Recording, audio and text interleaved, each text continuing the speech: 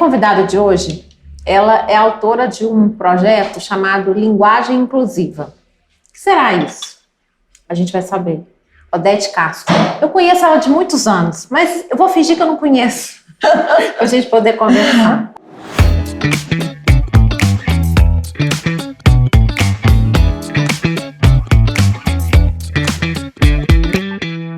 Ai, prazer, Cris, obrigada por estar aqui, obrigada pelo convite. Então, eu trouxe você aqui para você falar. Não só para... Eu quero que você conte a história, né, do que te trouxe até a linguagem inclusiva, que antes se chamava Fale Certo. Quero que você conte um pouquinho da história de uma maneira geral, desde o começo. Desde o começo, tá. Tá bom, gente. A história, na verdade, ela começa em 87. Foi quando a minha segunda filha nasceu. E ela nasceu com uma síndrome muito rara, chamada Rubinstein-Type. E eu estava naquele momento do impacto do nascimento. A gente nunca... Você acha que vai acontecer, quanto mais naquela época que assuntos de deficiência não eram nem comentados. E eu estava começando a tentar me adaptar à realidade quando eu saí com elas para passear e eu ouvi uma mulher falando: olha, aquela menina, ela é retardada. Até então eu nunca tinha pensado nessa palavra, assim, retardada era uma palavra que a gente usava dentro de casa. Ô, sou retardada, você já como tenta... ofensa, né? Mas uma ofensa de... Exatamente, quando você queria referir a pessoa como lerda, como atrasada, como sem inteligência, ou como não tinha captado uma coisa, era a retardada. E a hora que ela definiu minha filha como retardada, foi um efeito, assim, que eu nunca imaginei que uma palavra pudesse causar em mim. E foi a primeira vez que eu comecei a pensar que palavras podem machucar e muito, e podem até definir muita coisa de sua vida. E naquela época não tinha rede social, era difícil de você falar, mas eu comecei a estudar a palavra, eu sempre gostei de palavras. Aí eu comecei a estudar. Aí eu fui lá no dicionário e olhei retardada. O que é retardada? Retardada é uma pessoa que tem um atraso de comportamento, um atraso intelectual, um atraso físico. Realmente a síndrome dela ia dar isso. Ela ia ter um comprometimento mental muito forte, como realmente teve. Então, se você pegar a palavra ao pé da letra, ela era uma criança retardada, porque ela... Quase que um termo técnico. Termo técnico, exatamente, porque ela tinha uma demora para falar, ela andou, mas ela demorou a andar. Então, a palavra em si, ela não tem nada demais. Ela foi colocada de forma negativa. E aí eu fui vendo que nossa linguagem, ela é muito preconceituosa. As pessoas usam demais cor, a raça, homofobia e deficiência para definir a outra pessoa. E hoje em dia também é a idade, né? E a idade, exatamente.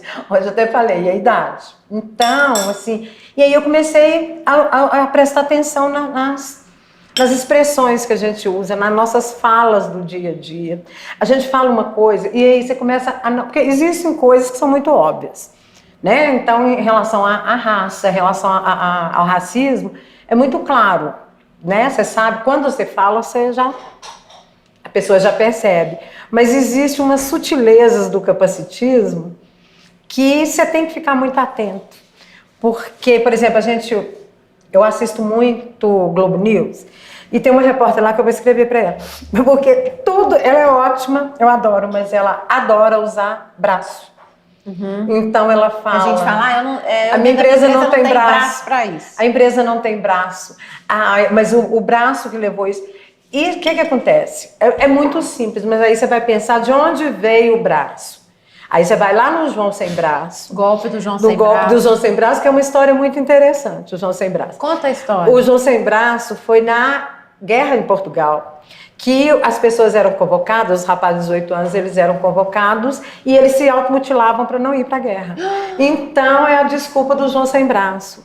E aí ficou como velho, como malandro, como esperto, mas aqui ela chegou como fracasso. Está dando uma esperta, mas a empresa que não tem braço é uma empresa fraca, que não tem competência. Então, quando você usa isso, sem querer, você está referindo a pessoas que realmente sofreram acidente, que são mutiladas, entendeu? Ou que nasceram sem braço. Ou que nasceram sem braço. Nós pegamos a talidomida, que muita gente teve sequela. Então, tudo tem um porquê. E aí a gente... E chega a ser interessante, assim... Por exemplo, que a gente fala, ai, nossa, aqui tá um angu de caroço. Entendeu? Você sabe Tem a que ver com é uma expressão racista. Uhum. Por que que é expressão racista? Assim, ela é racista porque as pessoas escravizadas, elas alimentavam muito mal. Então, as mulheres que cozinhavam, elas punham um pedaço de carne no angu, justamente para aquelas mulheres que tinham ganhado neném, para os escravizados que estavam mais machucados. Então, o angu de caroço, que para nós é confusão, para eles era uma coisa aconchego, era um carinho, era um zelo. Sabe? Entendi. Tem o fazer nas coxas. Fazer também, nas coxas, que tem que são as telhas que eram feitas nas coxas, a né? a minha irmã, que é historiadora, ela tem uma resistência com isso. Então, tem uma linha que fala que que isso não é isso. Eu prefiro não falar. É igual o criado mudo. O criado mudo é a mesma coisa. Falam que foi golpe publicitário, não sei se foi. Golpe publicitário? É porque foi uma empresa de imóveis que soltou essa campanha e lançou o criado mudo. Era aquele escravo que ficava... eles falam que é o escravo que ficava com a bandeja a noite inteira. Com a água, mudo, enquanto o casal dormia, se o casal fosse precisar de alguma coisa. Bom, gente, pelo amor de Deus. Mas isso, em vista das barbaridades que eles faziam com as pessoas, isso não é nada. Isso é até um luxo, a pessoa escravizada ficar lá no quarto com conforto. Então, assim, falar que eles não iam fazer isso, não, eles iriam. Eu só acho que tem alguma tendência, tem uma linha das pessoas que são contra o politicamente correto, que o criado mudo surgiu na Inglaterra, aqueles pubs ingleses, que era aquele restaurante de elevador de comida. Sim. Sabe? Para ir de um andar para cima e era tão perfeito que os funcionários falavam, nossa, isso é um criado, só que não fala. Entendi. Bom, eu prefiro também não falar criado mudo. Sabe? Então, assim, se eu posso estar criando... A mesma coisa de denegrir. Você fala mesa de cabeceira? Exatamente, você pode usar outra palavra. Nossa língua, ela é muito rica. Então, assim, você não precisa de ficar... resistente. O que eu acho é que quando você aprende a origem dessas coisas, você não só está aprendendo história, aprendendo que teve gente que sofreu com esses estigmas, né? E aprendendo que você, não é só aprendendo, você está ligando um alerta para como você vê as coisas e como você vê as pessoas. Exatamente. Então, assim, a primeira coisa que a gente reconhece com a gente, eu tenho vício de linguagem. Todo mundo tem, não conheço ninguém. A gente fala coisas. Quer ver uma palavra que eu não conheço ninguém que nunca falou? Nossa, acabei de dar uma mancada. Quem nunca falou isso? Entendeu? Aí você começa a pensar. Então tá, o que é mancada? Mancada é a pessoa que manca. Por que ela manca? Ou ela está machucada temporariamente, ou ela tem uma deficiência permanente física. E mancada é erro, porque a gente usa mancada como uma coisa ruim, uma coisa errada. E mancada não. Por que você não pode falar, deu uma gafe, fiz uma coisa errada? É melhor você falar que você deu uma manota. Uma manota. Aí você tá ofendendo o músico. Lá em Peçanha a gente falava manota. Manota é como se você tivesse desafinado. Não é um pouco isso?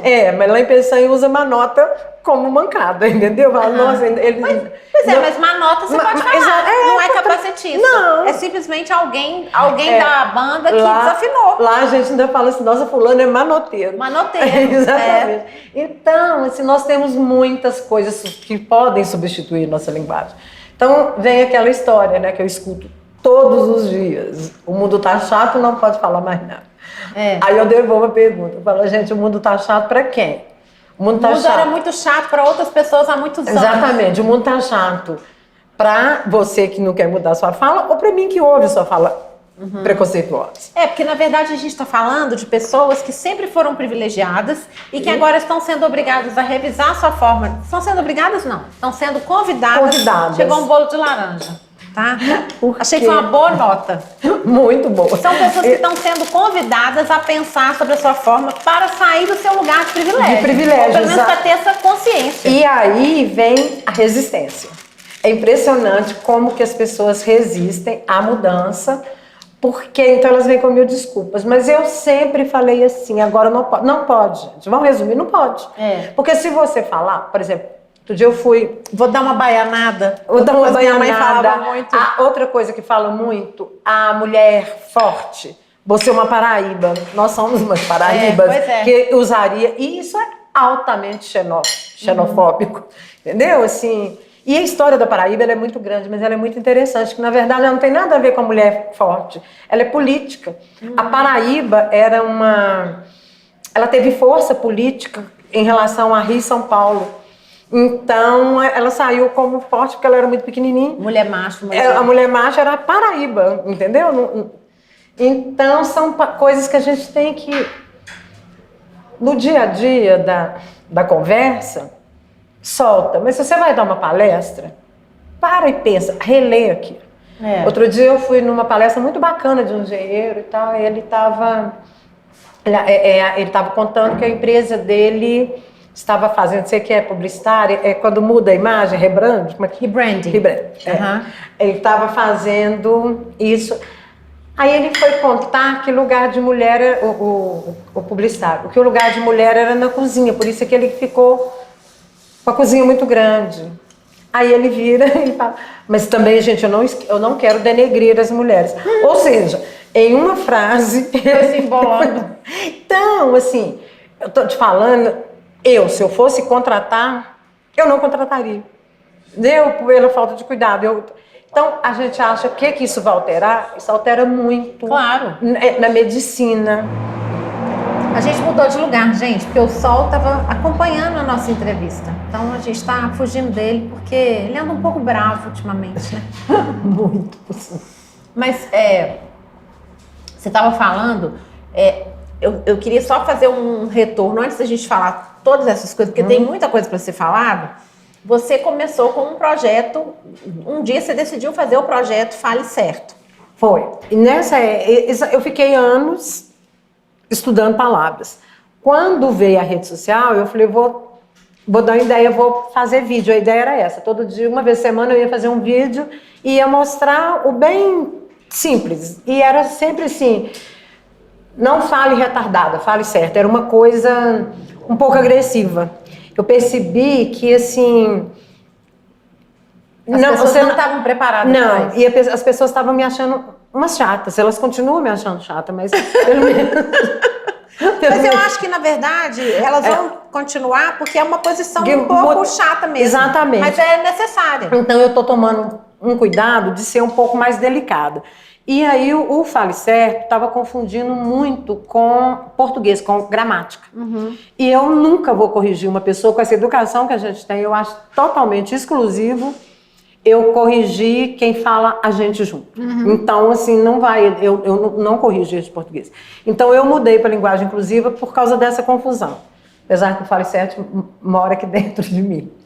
Sabe? Então, eu criei e aí eu fui para o Instagram, e onde que eu posto todos os dias.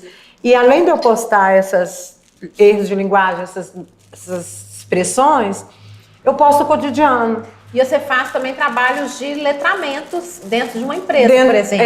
Exatamente. Então eu mostro, porque eu fui para um caminho de uma linguagem muito clara. Aliás, eu não gosto de falar, tá vendo? Eu falei clara, é uma coisa que eu não gosto de falar. A gente tem mania de usar cor como... Coisa, eu até me desculpo, não gosto, é uma expressão que eu não gosto. Eu gosto de falar uma coisa muito bem... Nítida. Isso mesmo, muito bem explicada, quase que... Acessível para todo mundo. Eu gosto de falar uma coisa que uma criança de 5 anos vai entender o que eu estou falando e uma senhora de 90 vai entender. Sabe? Porque assim... E de qualquer classe social. E de qualquer classe social, porque tem muita gente trabalhando muito bem, tem muita gente estudando, tem muito... Tudo. Só que às vezes eu acho que as pessoas gostam de casos. Então eu gosto de contar casos. Porque senão fica... eu acho que a gente começa a ter contato com esse tipo de... Eu falei letramento, por exemplo, né? E começa a ficar uma coisa tão intelectual que fica inacessível. Então, e aí as pessoas se sentem excluídas. Se é linguagem inclusiva, você tem que falar de um jeito cotidiano. O que é que eu faço? Eu aprendo muito com essas pessoas, muito. Aí eu vou lá, escuto tudo delas, traduzo para o meu português e falo com a minha linguagem. Eu falo muito coloquial. Exatamente. Então eu conto casos assim, o porquê que você não pode, não deve falar. Entendeu? Então, assim, você pode até falar, mas você vai ficar à margem, não adianta. Sabe? Não é bacana. É bacana você ter uma linguagem acessível. A gente tem uma linguagem muito rica. É bonito. E na verdade, a gente vai errar, mas a gente tomar consciência do erro é importante. Exatamente. Então, você falou, Clara, agora não é essa. Não é o ideal, né? Outro dia eu estava assistindo, porque tem uma história muito interessante do Inhaca, você sabe? Não. E eu estava assistindo aquele menino que eu vou, como é que ele chama, gente? O Jorge Gribel? Não, é do... Deixa pra lá que eu vou, esqueci ele. Ele é um humorista bem interessante. Daqui a pouco eu lembro, porque eu estou passando por um problema de esquecimentos. Eu também chamo Paulo Vieira. Não, mas eu já passei. O Paulo Vieira. Paulo Vieira. Aí ele estava entrevistando e ele, no Ana Maria Braga, ele falou, Nhaca, ele mesmo se corrigiu. Porque a história de Nhaca também é interessante e triste, porque a gente usa, nossa, fulano tá com cheiro de nhaca, tá com nhaca, é um cheiro ruim, um mau cheiro. Inhaca é uma região da África e é de onde mais saíam pessoas escravizadas para vir para o Brasil. Nossa, jura? E a viagem no navio, não precisa da gente explicar como que era. Então essas pessoas chegavam aqui muito mal cheirosas. E isso é o cheiro de Inhaca. Então assim, é muito triste. A hora que você tem noção do que você está falando, para que você vai falar? Entendeu? Assim, eu já falei muitas vezes. Hoje eu já sei, eu não vou falar. E na verdade não tem nenhum problema da gente aprender alguma coisa que a gente estava falando errado. Que bom a gente aprender e corrigir e aprender uma coisa nova todo dia. Não tem nada, a gente aprende todo dia e todo dia tem uma coisa nova que a gente não sabia. Sabe, outro dia teve o caso do autismo com Asperger que eu não sabia. Também não sabia. Eu não sabia, adorei saber. O Ivan Barão que postou, né? Então sobre a síndrome de Asperger e o cara que... Conta isso. Eu esqueci o nome dele, eu sei que o sobrenome é Asperger. Ele era austríaco, um médico muito renomado que começou a estudar sobre sobre espectro autista. E aí ele percebeu que os sintomas coincidiam e começou a levar para fazer pesquisa, só que ele levou para o campo nazista. Porque a deficiência, ela vem desde 1400, entendeu? E no nazismo, eles eliminavam as pessoas com deficiência. Antes, no 1400, eles julgavam das cachoeiras, eles eliminavam porque essas pessoas eram consideradas sem alma, não eram, gente?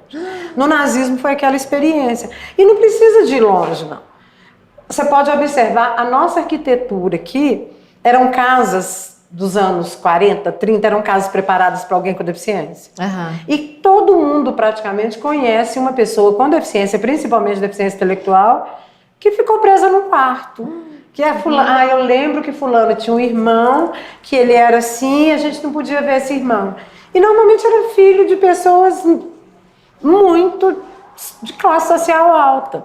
Então essas pessoas, assim, eu ouvi, né, Beatriz é de 87, eu ouvi de pessoas muito próximas assim, não conta que ela tem uma síndrome que ninguém vai perceber. Oi? Entendeu? Seria a mesma coisa assim, não sai com ela.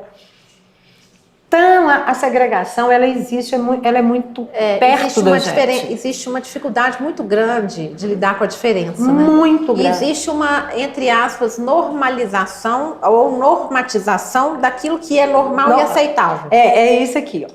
Eu resolvi que todas as xícaras são desse jeito, preta, gordinha assim. Tá? Aí você faz essa xícara. Chega com uma xícara maior. Você chegou com ela. Essa xícara não é normal. E aí todo mundo age que não é normal. É dentro da normalidade que foi imposta pela sociedade. E aí que eu pergunto, o que é normal? Certo? Nossa, mas não sou mesmo. Então, você já sabia que eu não era normal? Sempre soube, nem eu. Então, são essas coisas. E hoje eu ouvi uma repórter também, porque eu fico assim... Eu sou meio neurótica, eu agora ando com gravador, escuto... Aí, ó.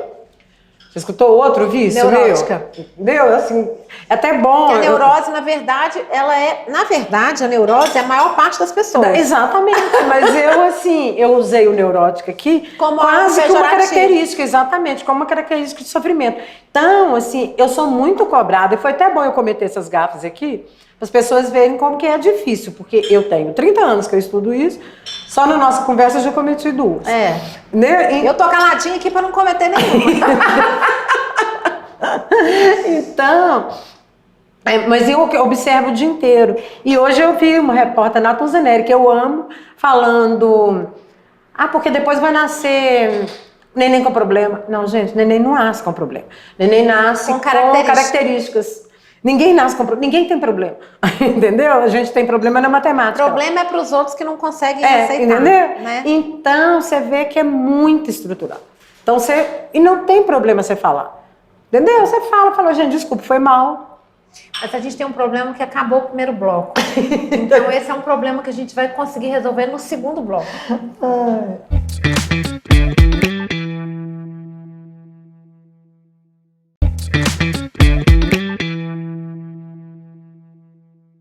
A gente está voltando com a Odete Castro, que tem um projeto chamado Linguagem Inclusiva, que é muito interessante, que nos ensina toda vez. Qual que é o seu Instagram? @Odete Castro? @Odete Castro, Odete com dois T's. E é muito legal porque todo dia, quando você posta alguma coisa, a gente aprende alguma coisa, né? Entendeu? Eu gosto exatamente isso, de contar a história... A origem das A origem da história. Por exemplo, essa semana aconteceu uma história que foi um bafafá em todos os... Foi uma manota do presidente Lula. A gente gosta dele, mas ele também comete muitos erros. Eu tenho muita dificuldade para falar mal do Lula, mas é necessário.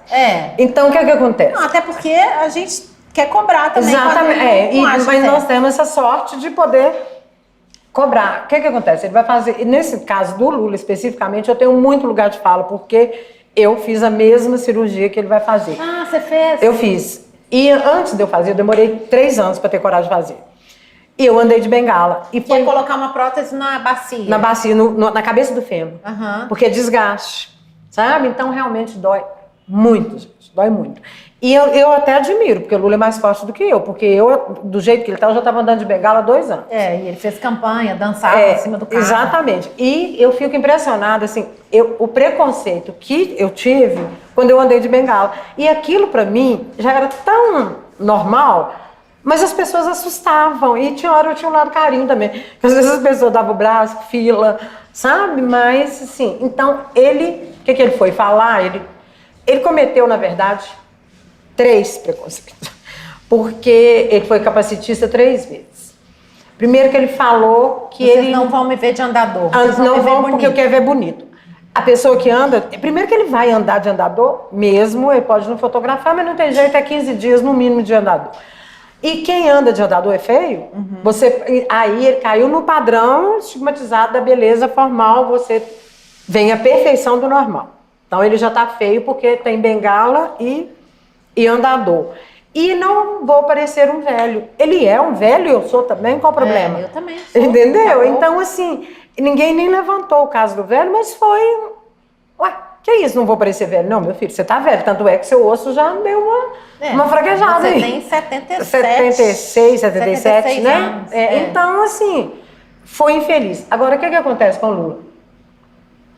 Acontece com o Lula e acontece com 99% das pessoas, homens principalmente, da idade do Lula. O Lula, ele é um grande homem, mas ele não tem um português muito erudito, vamos dizer assim. Então, a linguagem dele é popular. E essa linguagem que ele falou é muito popular no dia a dia, nas rodas de conversa. As pessoas conversam desse jeito. Só que ele é presidente da República.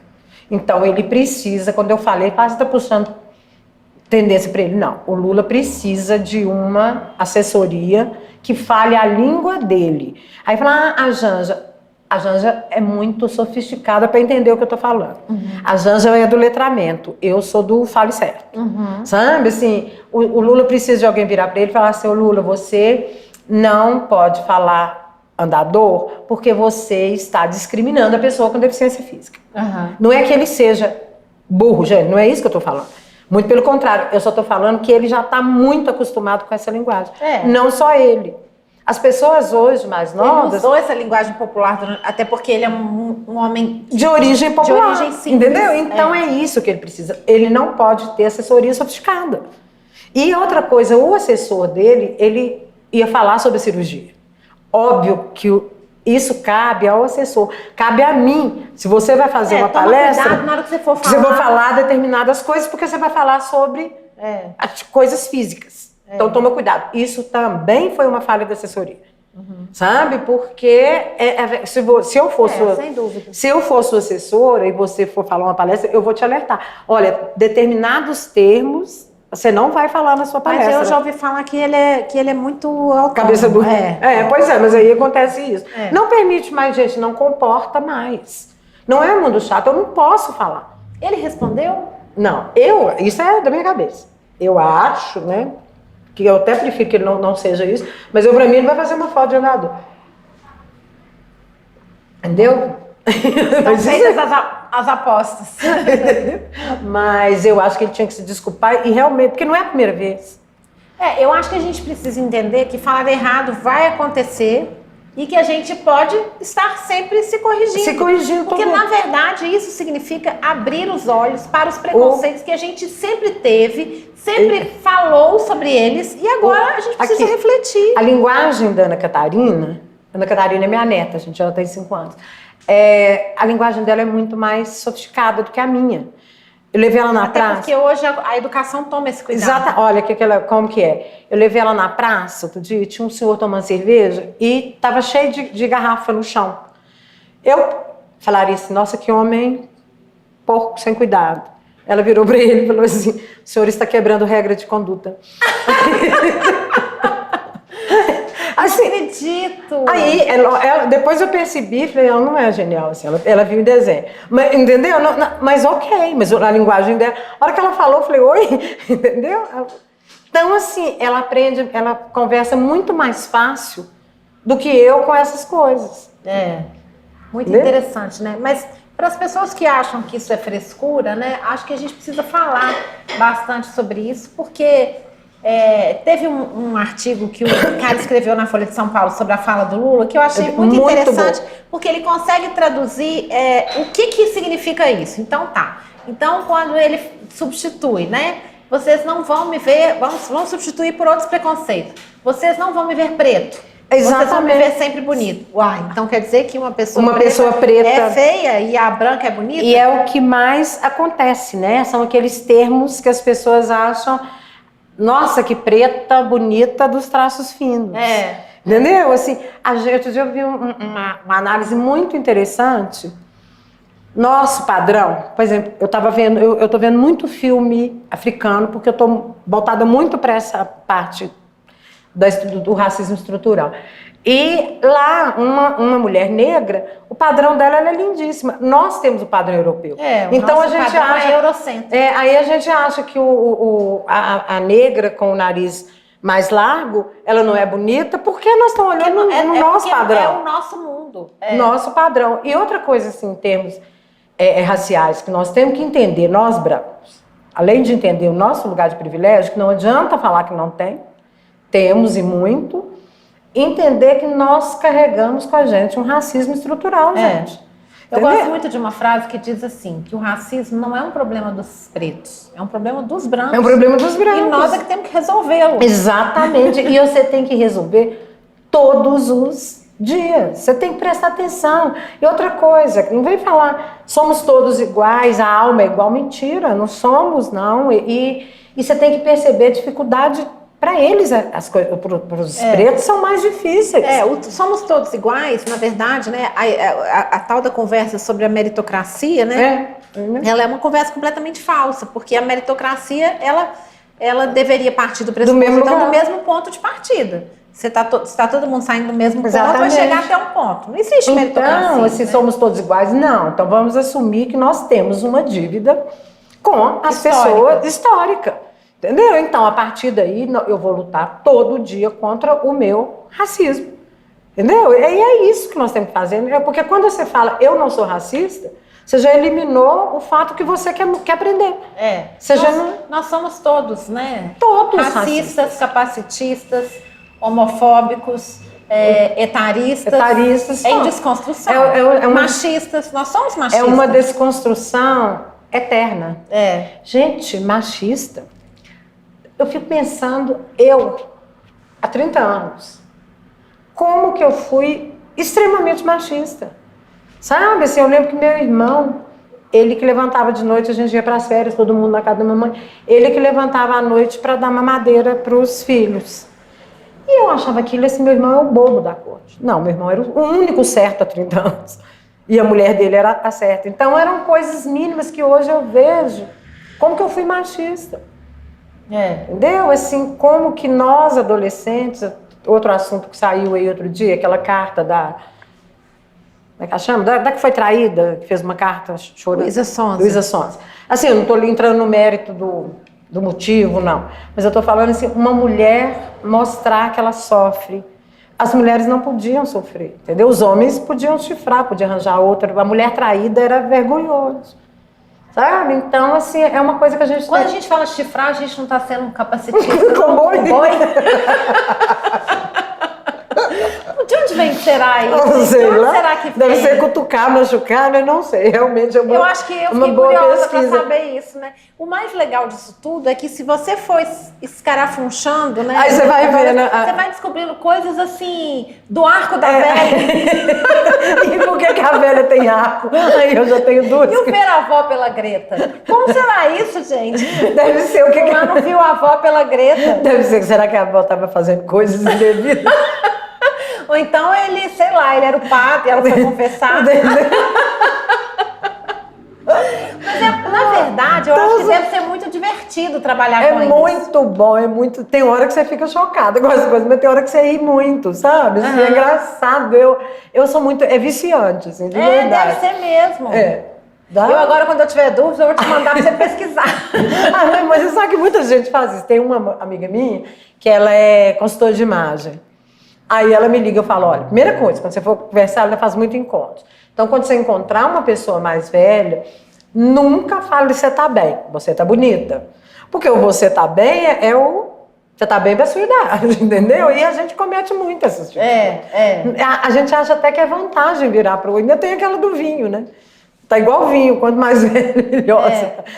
Você dorme no formol, tem aquelas coisas horríveis, assim. Parece que você tá conservada, aí eu brinco, né? Parece um picles. Lá em Peçanha, eles falam que lá o padrão desses homens mais antigos, das mulheres, é você ser fortona, gorda. Aí eles falam assim, nossa, tá sacudida. Aí eu tinha pavor de escutar que eu tava sacudida. Entendeu? Assim... Eu já ouvi, por exemplo, meu cunhado falar comigo quando eu fiquei viúva grávida, né? Ele falava assim, você é o tipo da mulher que assim, tipo, como é que ele falou? Ele falou assim, uma fria. Você é uma fria. De onde será que é uma fria? Vem uma fria? Uma fria deve ser que é frio, né? Uma fria agora seria ótimo ser uma fria. Entrando numa fria. Mas é isso, você vê assim, como que é uma fria. Entendeu? E como que as pessoas falam, e é o que eu falo, assim, é uma coisa simples. Vamos supor, o seu estado, você estava recém-viúva com um filho pequeno. Então, seu emocional, sua fragilidade estava evidente naquele momento ali. Aí uma pessoa de brincadeira, ela fala, você é uma fria. Tanto que fica marcado, né? Exato. Entendeu? Como que isso pode ser uma coisa boa para a pessoa ouvir? Entendeu? É uma brincadeira, mas é uma brincadeira das mais insensíveis possíveis. Agora, é engraçado, né? Tem uma outra coisa, por exemplo. As pessoas não falam pra mim assim, nossa, você é muito bonita. As pessoas falam pra mim, você é muito estilosa. Estilosa é bem melhor do que exótica. Porque eu escutei muito exótica na minha vida inteira. E exótica é literalmente a tradução do que é fora do meu mundo. Fora do normal. Você é exótica. Eu não estou acostumada com... Né? Outra coisa também, a gente está falando de palavra, e aí eu vou trazer uma experiência pessoal. Quando eu resolvi mudar de Cris Guerra para Cris Paz, que foi uma decisão que tem a ver com o que eu acho que o nome emite, e que assim... Essa história de chamar a mulher de guerreira também, é outra que é muito chata. Então um dia eu falei, gente, eu já chamo Cris Guerra. As pessoas falam que eu sou guerreira. Claro, todas as mulheres muitas vezes são chamadas de guerreira. Eu vou mudar meu nome para Cris Cansada de Guerra. Aí quando eu mudo para Cris Paz, muita gente fica incomodada. Porque parece assim, já te coloquei aqui nessa gavetinha, que saco, vou ter que te colocar nessa outra gavetinha. Exatamente. É isso, o Mas medo. o nome é meu. Mas sabe o que eu acho? Isso aí é a psicóloga de balcão aqui, sem fundamento nenhum, mas eu penso isso mesmo.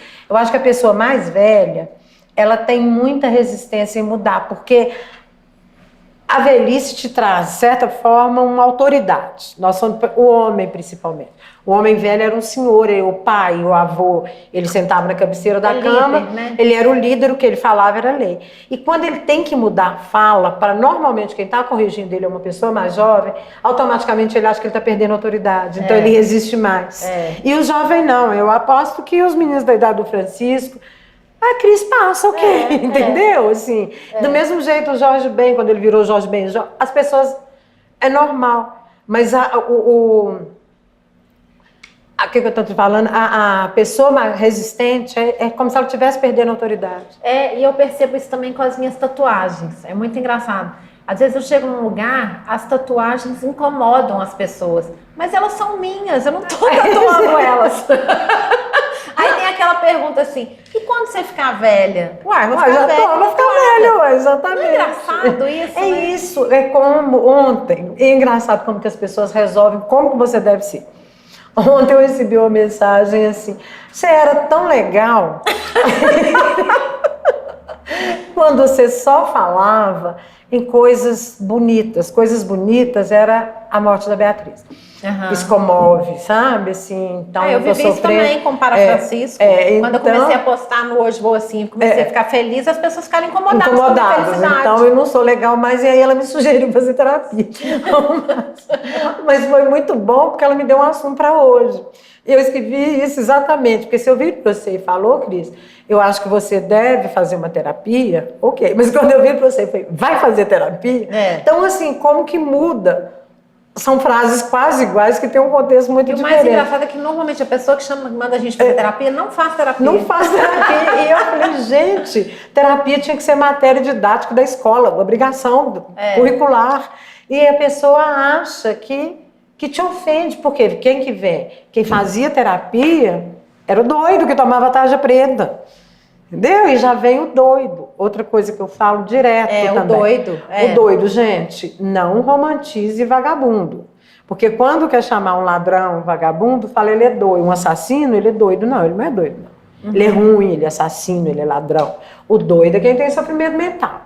Entendeu? Então... E essa é outra coisa, que é a psicofobia, né? As pessoas têm muito preconceito em relação a problemas mentais ou psiquiátricos. Tanto que quando eu precisei tomar antidepressivo, você falou pra mim, vai no psiquiatra. Eu falei, imagina, eu tinha preconceito. Exato, né? A gente tem, a pessoa acha que tem que tomar remédio. É porque eu não sou forte. Entendeu? É como se... E a depressão, ela veio com um estigma muito grande. E a depressão, a Lu Rocha fala isso, Luciana Rocha. Ela fala uma coisa que eu acho maravilhosa. A depressão, né, ou a saúde mental... Se a gente vai falar da saúde mental, a saúde mental, ela é saúde física. Exatamente. Se você tem um problema de diabetes, você toma insulina. Se você tem um problema em algumas sinapses que você vai fazer, que são sinapses do sistema nervoso, né, ou da sua cabeça, sei lá, você tem um problema psiquiátrico, você vai ter que tomar um remédio. É a mesma coisa, ela também é saúde física. Exatamente isso. E as pessoas não entendem, acham que é fraqueza. Então eles vão pro lado da religião, porque tem padre aí que lançou livro e que fala, eu curei meu pânico, minha síndrome do pânico com livro. Não, mentira. Entendeu? Assim, ajuda muito, mas você só cura síndrome do pânico com terapia, com yoga, com seja o que for, mas com medicamentos, se precisar. E tem coisas que às vezes você nem cura, são doenças crônicas. Que você vai levar a vida adiante. Eu tenho pânico crônico. Então, assim, eu sou medicada. Entendeu? Assim, eu não sou normal, eu não sou medicada. Então, sabe uma coisa que o Roberto Andrés me falou numa entrevista que eu fiz com ele, que ele me contou uma coisa muito interessante. A gente estava falando de cidadania, estava falando de mobilidade. E aí ele falou de um autor, cujo nome não me lembro agora, porque eu estou na menopausa, a menopausa provoca alguns esquecimentos. Mas eu achei muito interessante que veio um cara para o Brasil, esse autor, e ele falou, engraçado, no Brasil, o Brasil é o único país onde as pessoas falam a palavra cidadão de uma forma pejorativa. Olha como é que a gente tem uma visão distorcida da cidadania. A pessoa fala assim, ah lá, o cidadão parando no lugar. Exatamente. É interessante isso, né? Como é que às vezes você fala algumas palavras que tem uma conotação muito positiva e você coloca ela no negativo. Porque as pessoas não sabem o que é cidadania. É exatamente isso que é o capacitismo. As pessoas usam os termos É o cego, o cego em tiroteio. É melhor ser cego do que ver isso. É melhor ouvir isso que ser surda. Ouvir isso que ser surda. Isso é assim, o tempo inteiro. Não dá mais, vamos pensar, para quê? Você quer ser cego? Mentira, não quero, ninguém quer. Entendeu? E quem é cego também não é infeliz. E aí vem aqueles fantasiados de bonzinhos que querem ser muito bacanas e falam assim... Ela não é cega, ela enxerga com os olhos do coração. Mentira, o coração tem olho. Então, isso é um capacitismo na maior pura essência. Sabe? Se essas palavras é o caso do anjo. A criança com deficiência é um anjo. Um dia eu falei isso, falei, gente, vamos analisar. Vai numa igreja barroca, olha para o teto e vão ver os anjos. Tem algum preto? Tem algum na cadeira de roda? Tem algum com síndrome de Down? Tem algum com síndrome de Down? Tem algum de óculos? Então, Deus é muito esquisito. Só mandou os anjos para a casa da gente, mas esses anjos comem, esses anjos precisam de saúde, que o Estado não dá, precisam de educação. Então, o que anjo é esse? Entendeu? Mas o anjo, ele é muito sério, essa conotação do anjo. Porque se eu tenho um anjo, eu tenho um privilégio. E então, eu não cobro. Aí eu sou tirada o dinheiro de ser triste, eu tirado o dinheiro de eu estar exausta, principalmente a mulher. Me tiro o dinheiro de eu reclamar, porque eu sou mãe de enviada. Tem que ser grata, porque eu tenho que ser grata, então eu não posso cobrar, eu não posso reclamar. É muito cruel, isso é uma coisa que te joga, o Estado e a religião te jogam para você não questionar. Enquanto isso, a gente pode estar comendo o pão que o diabo amassou, mas será que a gente está sendo capacitista com o diabo? Acho que não, né? Não, ele amassou o pão, espero que o pão pelo menos seja bom. Não, é muito interessante esse assunto, muito interessante. E eu acho que, na verdade, e você faz esse trabalho, aí você inclusive falou que você vai fazer um workshop online. Eu vou fazer um online, vou convidar, gratuito. E com essa linguagem, igual nós estamos conversando aqui, para mostrar, por exemplo, uma firma de engenharia, por que ele vai apresentar um apartamento para a pessoa e o cuidado. Outro dia um apresentou, estou falando de firma de engenharia, porque eles foram apresentar um apartamento. E aí o rapaz escreveu, perto de um shopping, para os homens, perto do bar da cerveja. Nossa. Para as mulheres, perto do shopping e perto da praça para levar a criança. Então, assim... Completamente machista. O homem, quando a gente entra no apartamento e fala pé direito, a gente pode começar a falar pé esquerdo? Pode. Mas você sabe a história eu quero um apartamento com pé esquerdo. Você sabe a história do pé direito? Não. Do direito e do esquerdo, é bíblico. Porque isso vem desde o Egito, a vida antes de tudo. A mão esquerda era amaldiçoada. Entendeu? Então, até hoje, até pouco tempo, as crianças que eram canhotas eram... corrigidas, né? Não tinha carteira, ainda tem dificuldade. E agora o pé direito, eu não sei por que deve ser bonito. Pensando também, né? O aleijadinho hoje em dia, ele teria que ser pessoinha com deficiência. PCDzinho. PCDzinho. Mas assim, eu tô falando, eu acho que eu tô rindo, mas é porque realmente a gente precisa olhar para essas coisas. Mas eu lembrei do aleijadinho outro dia. E eu fiquei muito incomodada. Eu falei, eu não vou falar mais obras do Aleijadinho. Como é que eu vou fazer? Obras, como é que ele chama? Joaquim? Eu esqueci o nome. Eu falei, eu vou me referir ele ao nome dele, porque eu não consigo mais falar as obras do Aleijadinho. E olha pra você ver como... E outra coisa, eu tenho um amigo que eu sempre chamei ele de Manquinho, me recuso, não chamo mais. Então, na minha cidade, ele era tratado como Manquinho. E ele é altamente contra o politicamente correto. Entendi. Deu assim... se afeiçoou talvez ao eu acho que você tem que criar, quando você é minoria, você tem que criar uma resistência para você fazer parte da turma. Então você acaba aceitando. É um negão. Outro dia eu peguei um táxi e ele saiu o assunto. Eu saio pregando isso em todos os lugares. Aí, conversando com o motorista. Aí ele falou assim, eu tinha uma turma de 20 amigos e tinha um negão que nós todos éramos amigos do negão. Falei, quantos negões tinham? Falei, então tá, o negão ia comprar briga com 19 para ele ficar bem, então ele preferiu aceitar o negão. Você não deu chance para ele. Entendeu? Se fossem 19 e você sozinho, eu queria ver se... Quando eu era pequena, eu tinha apelido de amostra grátis. Isso foi assim, eu achava divertido, mas doía. Mas dói. É o que eu amanhã eu vou até escrever sobre bullying. Onde começa o bullying? Sabe? E você observa que ele começa na noite de Natal, quando o tio faz um comentário... que você está apaixonado que você tá com quem, quando a avó te compara com a outra neta. Nossa, demais. Quando a tia fala, não come o pavê, não, que você tá gordinha. Começa com as comparações Com as também, comparações, e aí domingo na televisão, quando o pai faz uma piadinha com o gay da televisão, quando a mãe critica que o cabelo daquela pessoa é ruim, como se existe cabelo ruim, entendeu? E eu falei, nossa, olha aquele artista como que tá velho. E aí as mães da praça, porque eu ultimamente vou muito em praça por causa da neta, as babás da praça, elas fazem grupo e elas comentam da outra criança perto da criança. Entendeu? Isso então só vai gerando um aí o bullying chega na escola. Aí quando ele chega na escola, às vezes ele não é tratado com o rigor que deveria, e aí gera violência, e aí vem problemas até mais graves que vai virando... uma criança entrar na escola matando. Matando e morrendo. Entendeu?